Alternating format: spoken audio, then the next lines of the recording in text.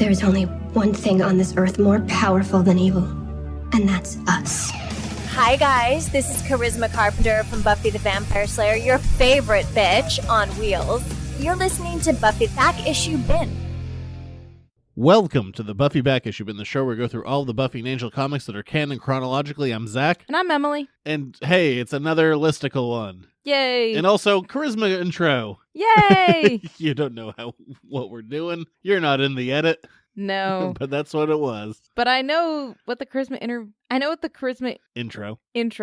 Really struggling to not say interview here. Words. No, it was not Sounds an interview. Like it was kind of a little mini interview when you were talking to her before. You just didn't record it. Oh no! I mean, clearly, I was at a show a month ago now, when I got like the Charisma and the James one, and I was at a show last weekend where there was Claire Kramer, the voice of our podcast for most of the time, Michelle Trachtenberg, Alan Tudyk, Marina Baccarin, all good people to meet, but man, Charisma is fast on her feet. She is funny. Yeah, I bet. Alan Tudyk really likes dogs. That's what I heard when I was listening to his conversation with the security guard. When you were in the line to pay our taxes, that's what you heard. He's just talking dogs. Well, yeah, because there was a very good security dog there, and so they were talking about dogs.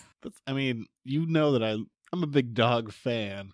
There's one. I thought you were going to say you're a big Serenity fan, No, and I was going to be like, yeah, you are. I'm a dog fan. There's one sitting in between us, but I make it. You think every dog is a good dog? I'm like, no, they're not all good. Such a good dog. You should have seen it. The canine with the cops. Yes.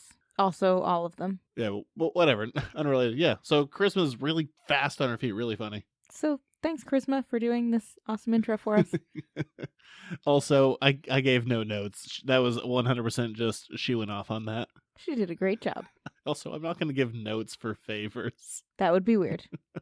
So today, we're going to be ranking all of the Buffy and Angel comic stories that are in canon, and this time not chronologically. For the top of this list, what we're going to do, or I guess the bottom as you would call it, mostly going to skim over them pretty fast because we're not here to rag on books. It's mostly here to elevate other works, because most of the work has been really good. So the stuff at the bottom of the list, we're just going to kind of skip pretty quick. Just, it's not fun to speak negatively of things. Right. It's far more fun to blow something up in a big way. I was going to say go on and on about it, but sure. Yeah, either way. Whatever. This is a list. We've converged on this list. And as far as what counts as a story, it's going to just count as a large theme of a thing. Basically, if it's been kind of separated into its own little section. So that might be a 10-page thing or a 43-issue story.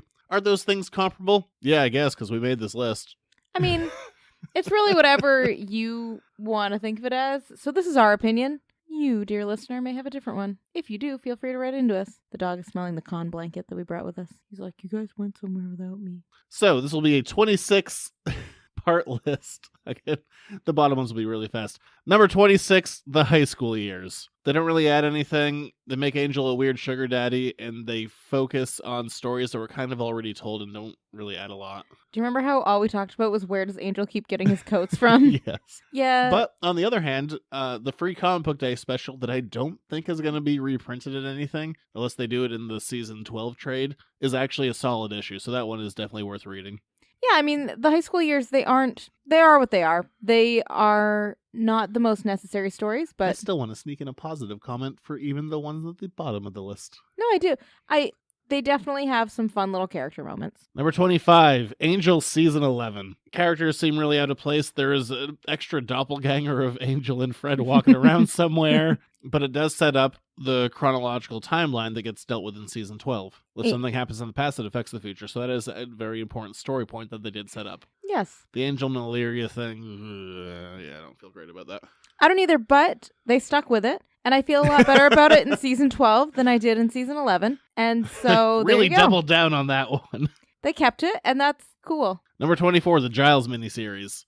This kind of broke all the rules in a big way. There's a peach-addicted demon, and none of it makes sense. Oh, the cat's meowing. Why? I don't know.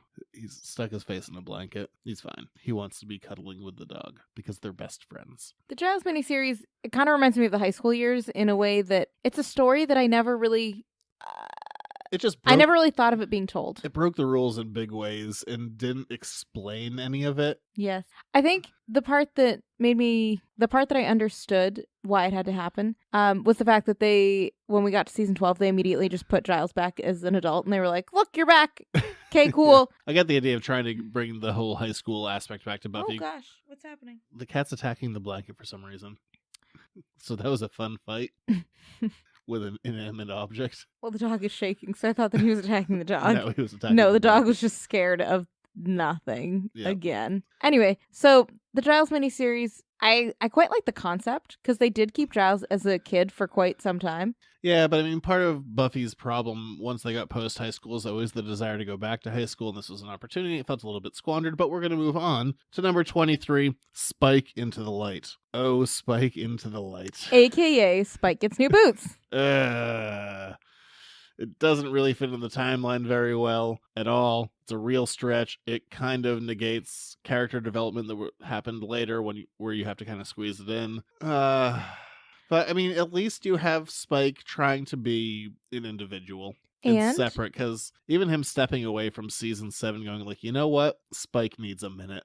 And I appreciate that James Marsters wrote part of it. He did the whole thing. I also appreciate that he gave us a soundbite.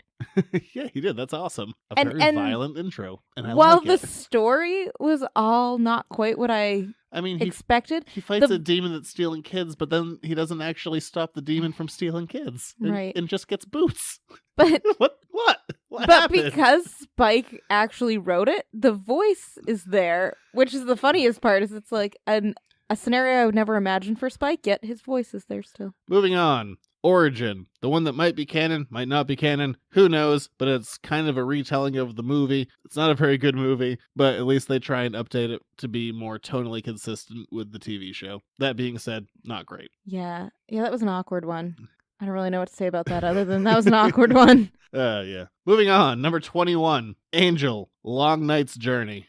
You're giving me a face. It's the one where is it his soul and there's perfect Zang and Gunn beats up a guy and steals his truck. And everyone is too busty and too muscular and it's too 90s. It is way too late 90s. Yeah. It's 90s in all the wrong ways. We read it. What feels like a million years ago. Like, a year and a half at this point. I know what you're talking about. I think I blocked that one. It has. I love the concept of, is Angel's soul his soul or was it someone else's? But everything else in there is just the 90s in all of the wrong ways. I'm just going to combine these. Number 20 and number 19, Tales of the Vampire, Tales of the Slayer. I don't know the difference. We read them together and they are the same in my brain.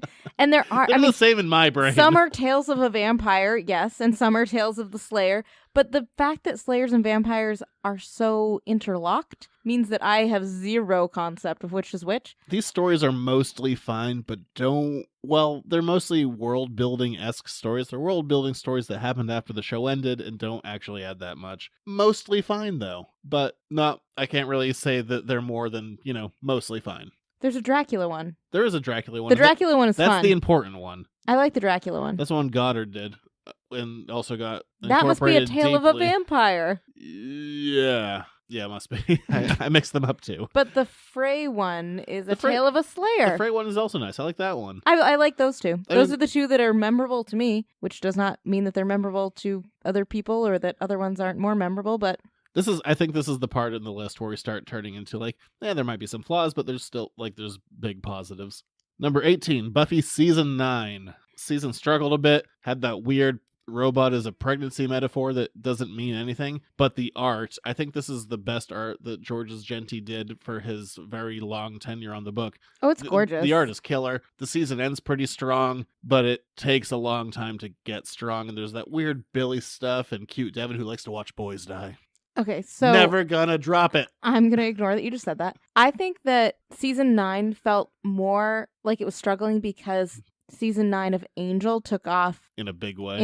And I think that season 9 of Buffy was trying to find its footing after this ginormous thing that just happened with season 8. And then they were like, let's bring it back down to earth. And then they couldn't quite bring it back down to earth. Yeah, they couldn't quite hit the tone they wanted to hit, I think.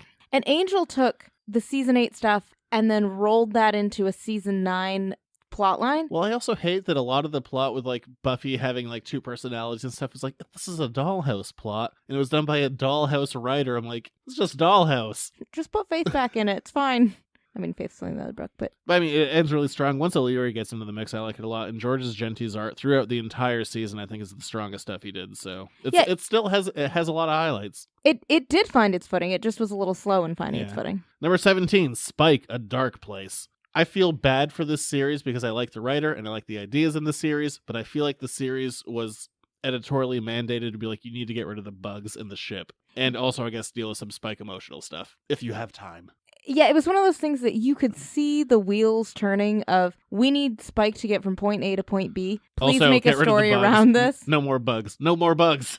And it was as awesome as it was ever going to be for that mandate. The How series funny was as good as it would was, it be but... if we're totally wrong, if that was not mandated, if the writer was just like, this was my best idea for a story. I mean, we did an interview with them. I didn't want to be like, was that an editorial mandate? That felt like that would be a weird and uncomfortable question that I didn't want to do. Well, yeah. Because interviews should be light and fun. Yes. But yeah, that one felt like it was more about a subtraction than an addition. So overall good writing, overall good story, but you could definitely feel that there was... It felt more purpose plot driven than... Yeah, than character driven, which what it should have been if you're just focusing on one character. Yeah. Number 16, Spike Shadow Puppets. It's fun to bring back puppets. This series, I like a lot of it. I like introducing, I think her name was Talk. She was the assassin in Japan. We got the wonderful term of vampire lemon face, which is great. But this one is a little too heavy on the references to Smile Time. Like, yeah, I remember those jokes too. Official canon, we got that. There are some...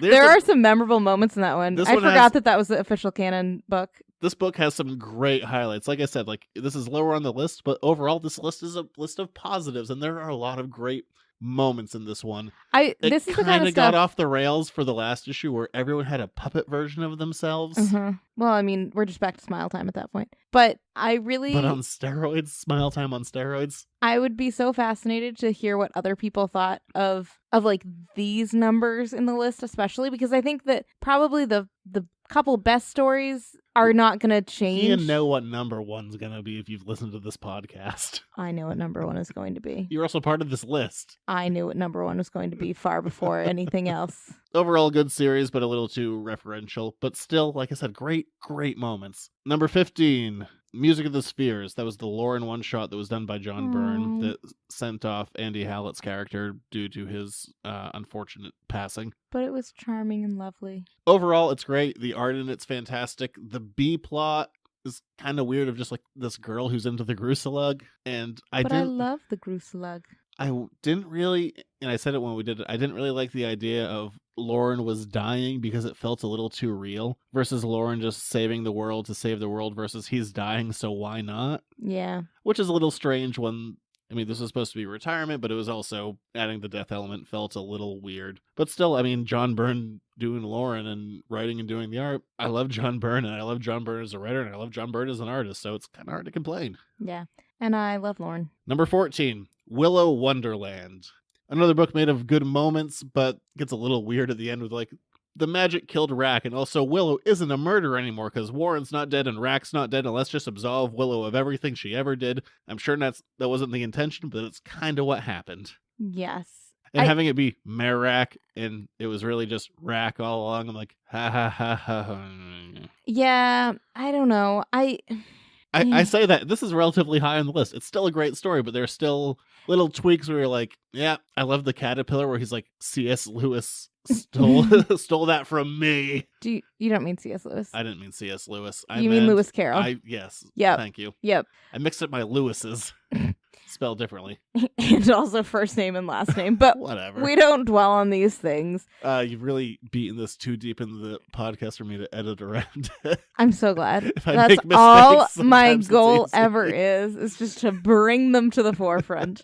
But no, I like the big storylines of Willow getting her magic back, and I love all of that. This is a very plot important story. Like, bringing magic back to the world is big. Okay, this is actually this is a big difference between this and the Spike Bugs one, where again... This adds something versus subtracting something? Yeah, this again is a plot-driven, character, singular story, but Willow is going in search of the magic, whereas Spike is like trying to get rid of the bugs. It's not, or rather, he went to the dark ends side up, of the moon. Yeah, he ends up getting rid of the bugs. He'll see you there. What? I'm doing Pink Floyd lyrics. I don't even know what that is, but I listened to that album a lot in high school, and for what you will from that, also, you're correct. I have never heard it before in my life. Yeah, you have. I don't remember that. I still have. It's still a great album, but I was a cliche. I hope that the dog snoring is picking up on this because he is snoring in my lap. He is. Number 13. This one's kind of a combo. There wasn't a good way to split them up, I guess. We're going more graphic novel style. The Last Angel in Hell, which I'm going to combine as Angel and Spike going to Comic-Con, and also the movie starring Nicolas Cage and Cameron Diaz. AKA the best movie ever. I would see that movie, number one. I love Spike being fake Angel. He's like, you can join our team. We're nothing but misfits. And like he's so sad about like whenever someone dies, he does all these big dumb speeches. And you have Jeremy coming back as a dorky wizard. It's hilarious, but I also forgot that Jeremy/Jim from The Office was there. But now that he's back in my world, I love him. Why is he back in your world? I just kind of forgot that he was there. Because I watched The Quiet Place a couple of weeks back. I didn't watch that. You didn't, but I did, and he was there. He's so hunky now. He's a beefcake. Ew, he's a cake of beef. Ew, you have to stop talking now. But no, I really liked the Comic-Con one. That was so charming. It is fun. It's a lot of fun. And Last Angel in Hell is just 100% goofball. And you know what? I really kind of like that Angel has some goofball moments. Because I mean, after the fall, boy, you needed some levity. After the fall, yes. What else do you want me to say? Post after the fall? That works better. Yeah, it does. That's better language than I had. Well, you know. But either way, that one's a lot of fun. It doesn't really do a ton, but it's just fun, and sometimes that's more than okay. Well, and also, Angel, the TV show, had those episodes that 100%. just was smile time. Yes, very much smile time. Yeah, the episode right before Fred dies, they're like, levity!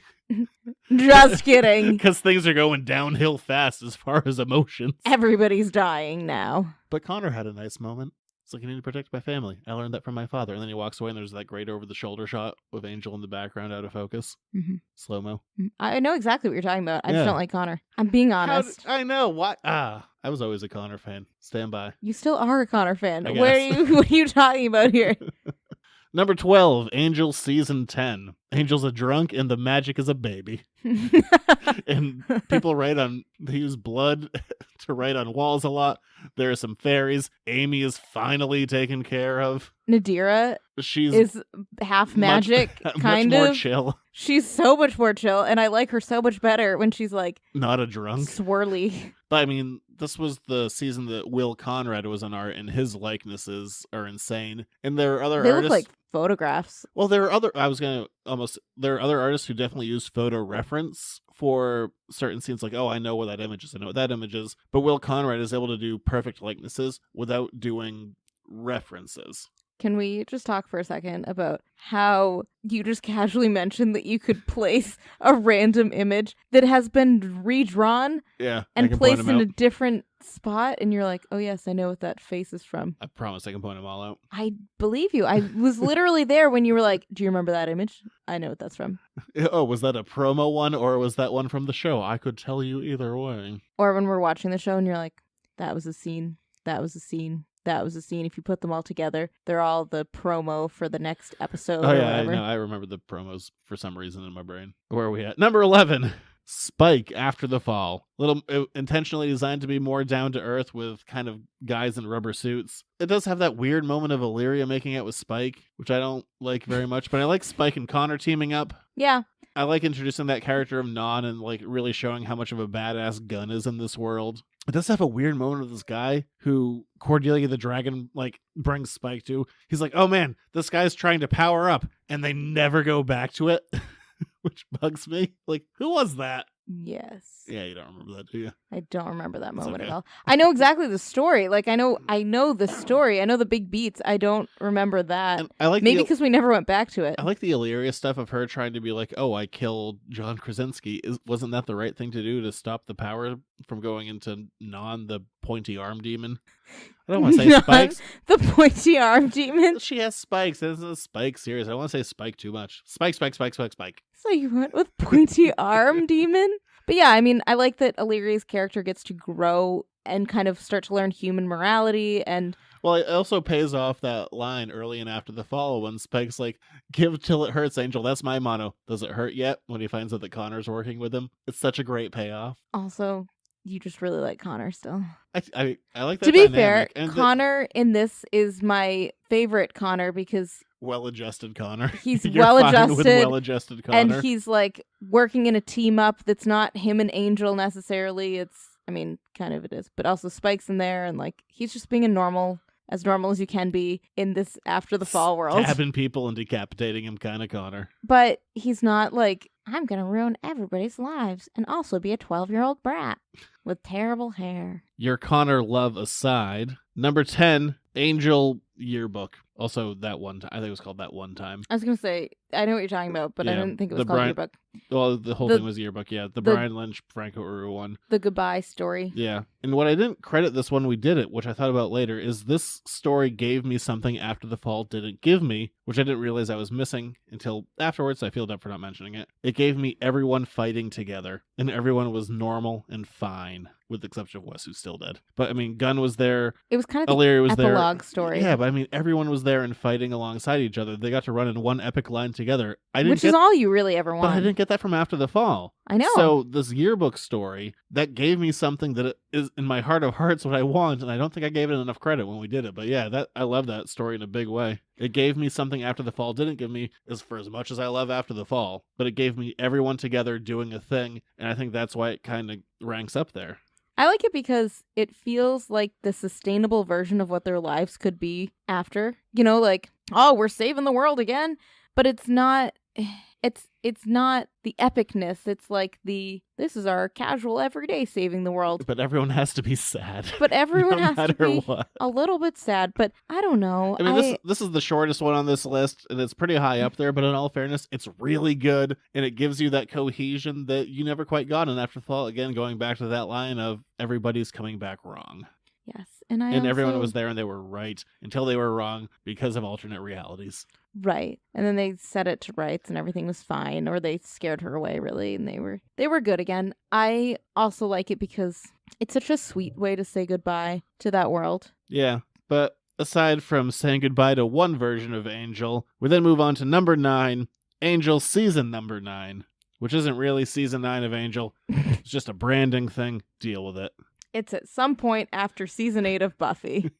Angel splits off. But the introduction of Christos Gage and Rebecca Isaacs as a creative team, and boy, they went from the redheaded stepchild of this world going up to Buffy after this, but Angel Season 9 is strong, and dealing with the fallout of Season 8 of Angel killing Giles, and, being a mass murderer again, and trying to ruin the world while saving the world, because Angel's an idiot. It's a great season, and it also moves Faith into the forefront, which she really hasn't been, and despite having more episodes on Buffy, she definitely had more growth on the Angel side of things, so it was good seeing the two of them team up. And honestly, they make so much sense as a team because Angel, when he gets all mopey, Faith isn't going to deal with his mope. She's just going to make him buck up or get over it or deal with it in the same way that she had to deal with her mopiness. And what I love about this season, there was never the will they, won't they at all. Because they shouldn't. They 100% shouldn't, but that wasn't part of it. Yeah, no, not at all. I love that, but that's such a rarity.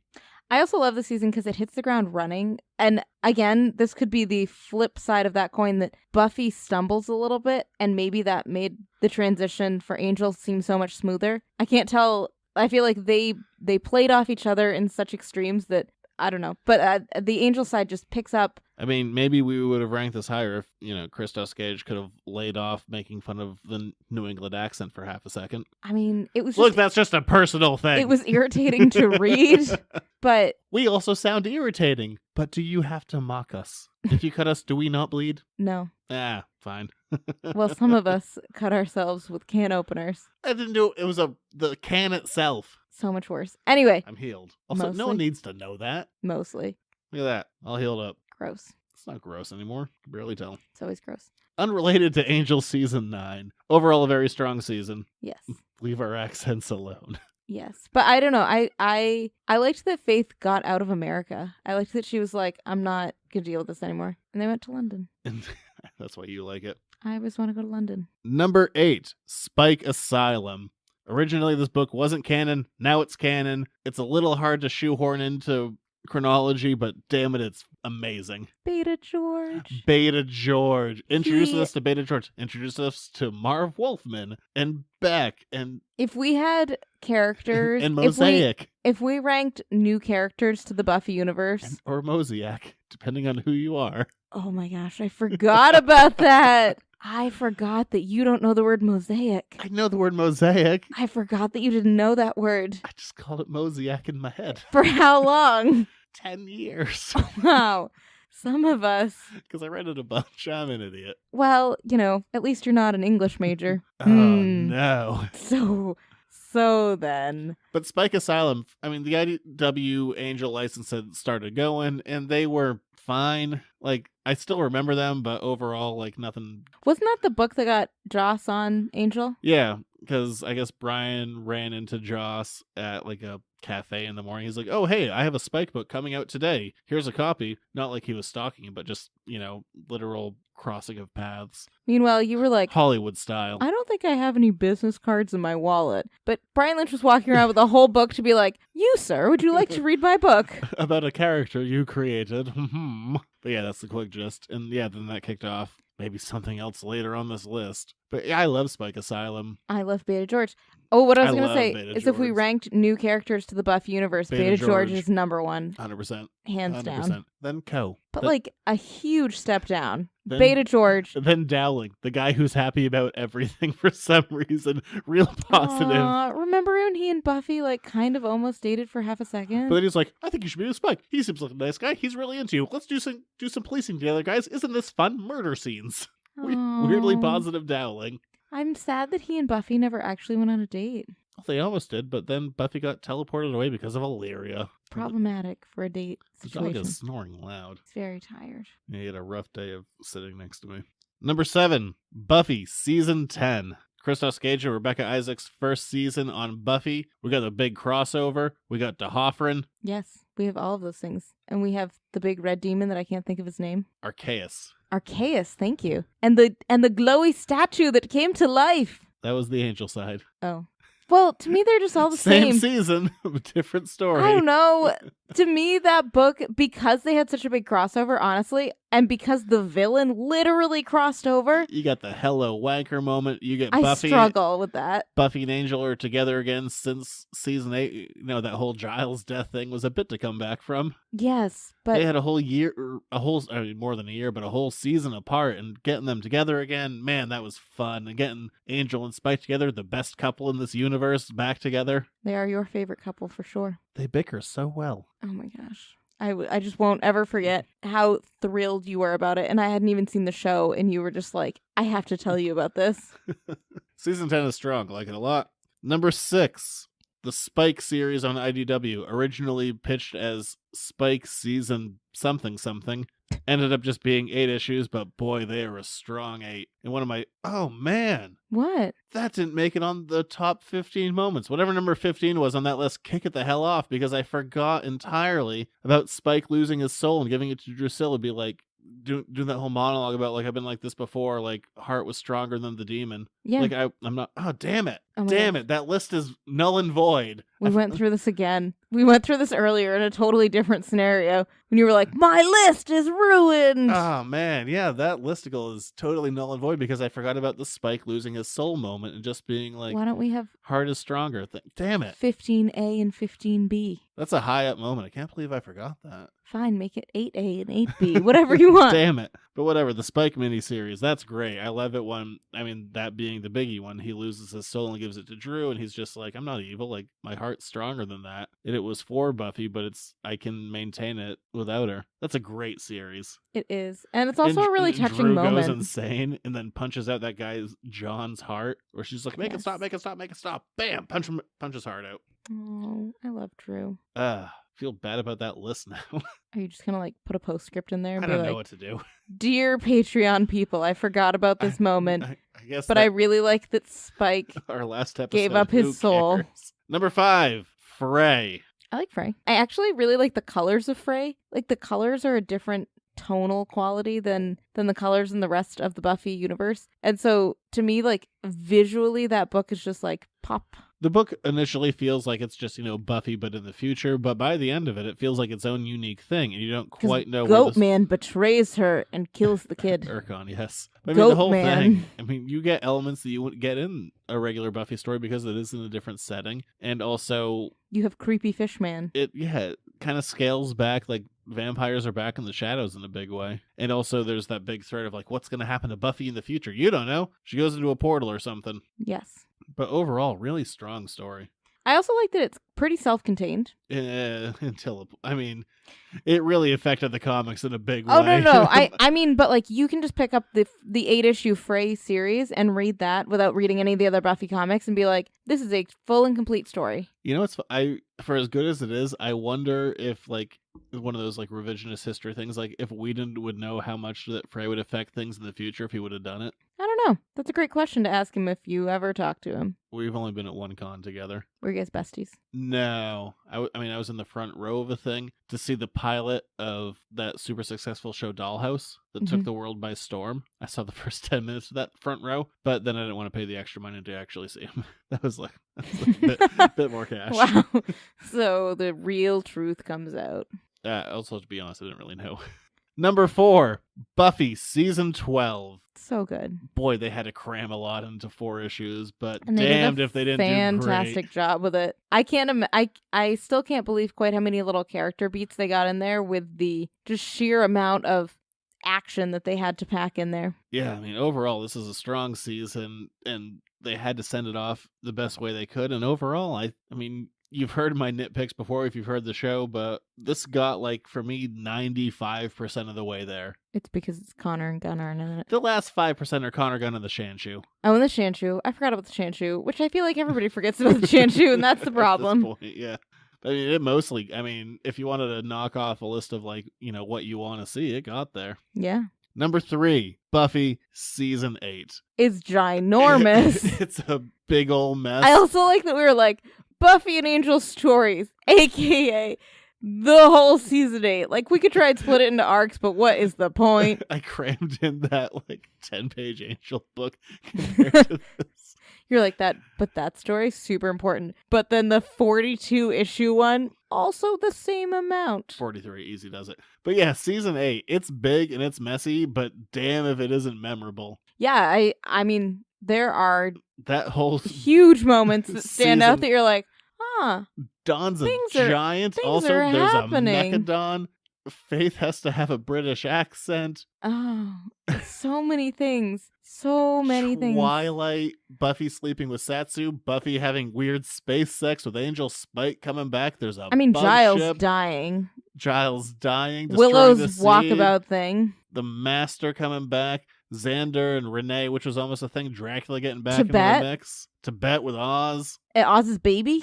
Who has a name. I remember his wife's name was Baymara, but I can't remember the baby's name off the top of my head. Baby Oz? Baby Oz it is. Yeah, so, you can't... Season 8's Season 8 set the tone for all of the Buffy comics, honestly. Great. It's still great. No matter, even there are missteps or if it was way too long or whatever the hell, it's memorable and it's good. And Riley coming back. I think Sam. About the only time where I felt the bloat, and I understand, especially on Joss's end, was when they did 6 one-shots right in a row, which was just getting old writers back. Yeah.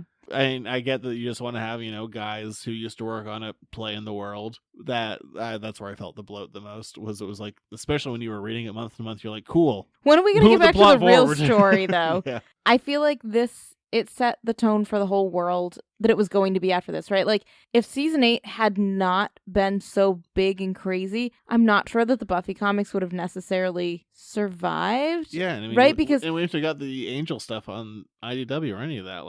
Season 8 is a tone setter. Not only is that, it's a trend setter because that's when a bunch of other creators came back and started continuing their shows or movies in comic book form. It's kind of tapered off at this point, but boy, people were doing it in a big way right around that time after Season 8 kicked off and it was such a success.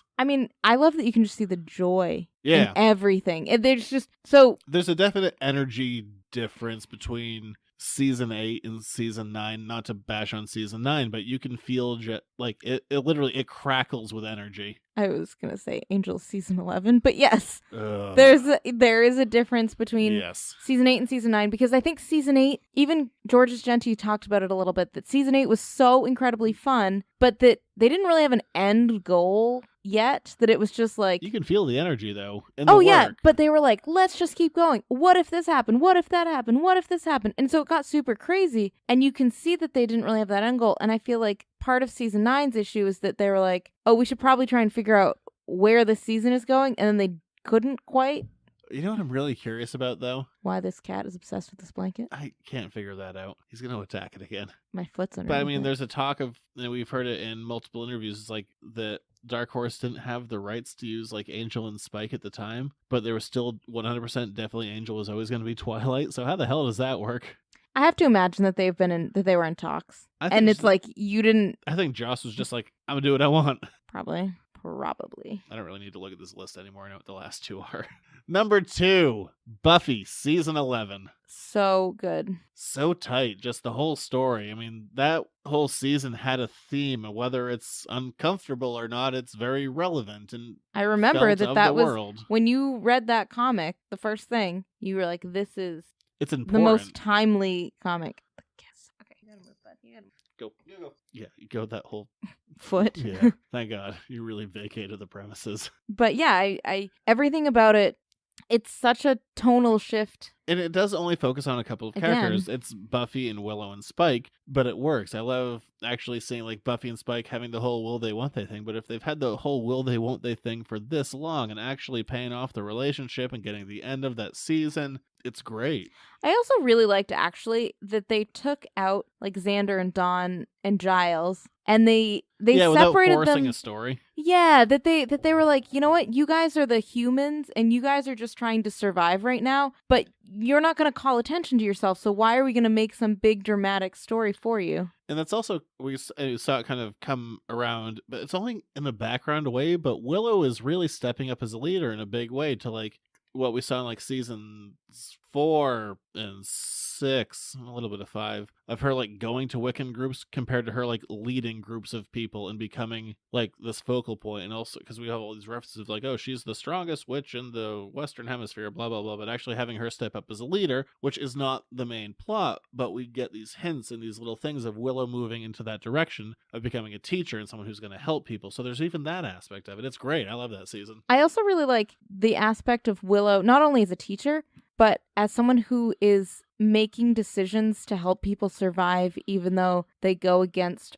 her beliefs. In a way, like when she's siphoning off the magic from the other Wiccans so that they can make it out of the camp. And also seeing her kind of come And, like, it's down killing on the other her. side, because I mean, compared to season 6 being the biggie, but even like in season 9 where she's like, I'm just gonna go sleep around and I'm gonna be fine cutting the flesh of Connor and going into a hell dimension just to get magic back, and seeing her kind of come out the other side of like her going big and just trying to help people, which was always her focus. I mean, going back to season 3 of her deciding to go to like UC Sunnydale because Buffy's like, oh, you should go to Yale, I think it was Yale that like wanted her in a big way, but she's like, no, I want to stay here because I want to help people, and where can I do that more than right here? And that pays off that character trait in a big way. Yeah.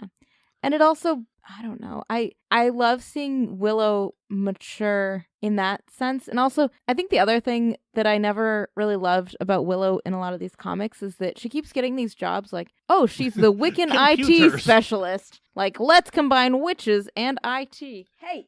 Stop. What are you, the cat is a mess. So I like that Willow is actually doing something that we can see instead of like Willow goes to an office and does computer magic. And so I don't know. I liked that we got to mature her personality and also her job skills. And number 1, big shocker, guys. It's After the Fall. What? I know. Best story post show. Damn it, it's After the Fall. How much do you love After the Fall? A whole bunch. Really? It's really good. Is it that part about Cordelia that makes you cry every time? I mean, it's more her death scene, but yeah, I like when she comes back too. That also makes you cry. I've seen it. Oh man, it's so good. Is it the part that Connor comes back? I mean, he mostly. Is it Wes?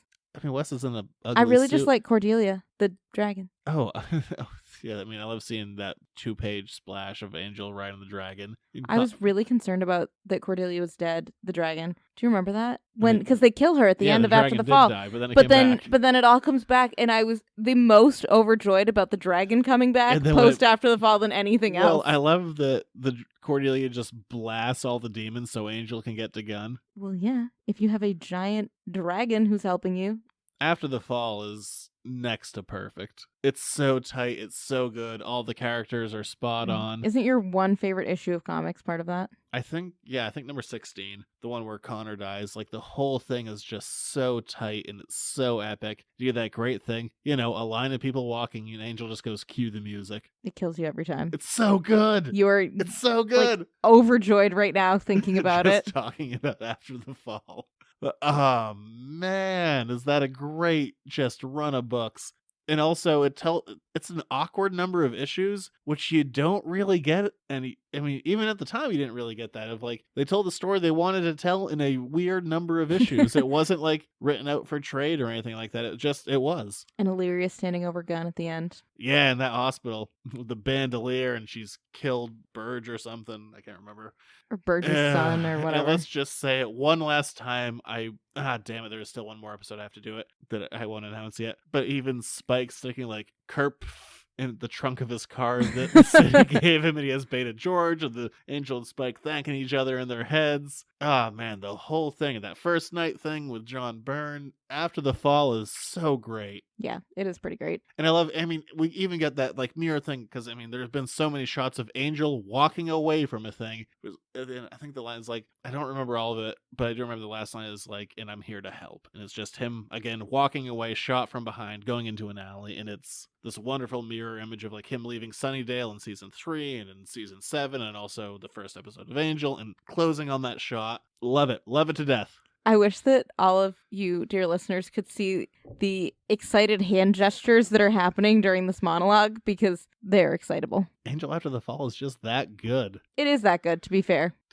The loan shark, and there's that great battle. Oh my gosh, I forgot about the loan shark who's actually a when shark. Everyone comes in, and there's the jet dragons that Wolfram and Hart has, and Lauren coming back in a big way and like rebuilding himself, and all the stuff with Gunn, because it felt like every season, like every the writers always seem to struggle with what do we do with Gunn, and this shot so much life into that character, weirdly enough, by killing him. Ironic, but true. Yeah, man. And you even almost liked Connor. For like a second. And then he died, you were like, good. I wasn't that sad. No. But I do quite like After the Fall as well. I don't think I love it as much as you do. I'm not sure that anybody loves it as much as you do, but it is definitely the number one story in this whole world. I think that the top 5-ish are pretty standard best stories, but I would be really interested to hear what you guys rank other things as, or if you don't love After the Fall. How? I don't know. It's possible. No, it's not. Maybe somebody loves the high school years more than they love anything else. I'm sure there's someone. I'm sure that someone really likes Buffy being in high school, because every story is somebody's favorite, which is the answer, I should say. It's literally killing you. I can see it in your face. You're trying so hard to be. I don't believe it in my heart, but it's what I should say. The cat is freaking out. Get away from my amp. What are you doing, man? He has food, he has water, he has a clean litter box. What's going on? We abandoned him for 2 days. Oh, no. But I guess that'll do it, because our cat is attacking all of our stuff, and I want to go watch basketball. So we'll be back in 2 weeks for something. Enjoy the Cordelia intro again. No, we'll alternate for right now. We'll go back to Spike. Enjoy. No, I just meant you can replay it from the beginning. Listen back to this I guess, yeah, you can listen for the Spike one next time. Spoiler alert. We'll be back in 2 weeks to probably do an experiment. If it works, we'll do a few more of them. If it doesn't work, we won't. Yeah, basically. So you tell us. But if you want to support the show, get it a week early. Patreon.com/editorsnotecomics. A minimum of $1 a month will get you that. Or if you could give more, because we're poor and sad. Anything else you wanted to find could be on the website, editorsnotecomics.com, Facebook, Instagram, Twitter, Gmail, yada, yada, yada. I think that's it. Yeah, that's a quick gist. We'll be back once again to talk more Buffy comics and Angel comics. And that is the end of the show. Smooth outro, no problems. You have anything else to add? I don't think so. Bye. All right, I'm going to watch basketball. Bye.